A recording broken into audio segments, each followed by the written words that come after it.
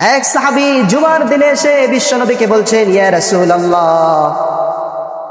মদিনায় অনেকদিন যাবত বৃষ্টি নেই, অনাবৃষ্টির কারণে মাটিগুলো ফেটে ফেটে যাচ্ছে, গাছপালা সব মরে যাচ্ছে, প্রাণী সব মরে যাচ্ছে।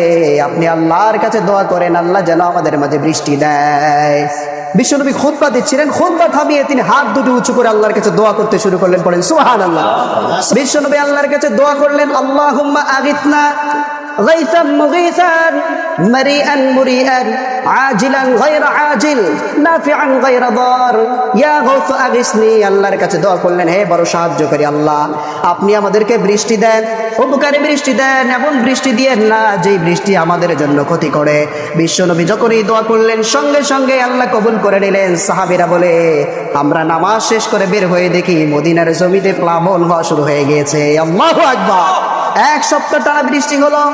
পরের জুমায় এসে ওই সাহাবী আবার বিশ্বনবীকে বলছেন, ইয়া রাসূলুল্লাহ, এক সপ্তাহ আল্লাহ বৃষ্টি দিয়েছে, বৃষ্টির কারণে মদিনায় প্লাবন হয়ে যাচ্ছে, আর দরকার নাই বৃষ্টির।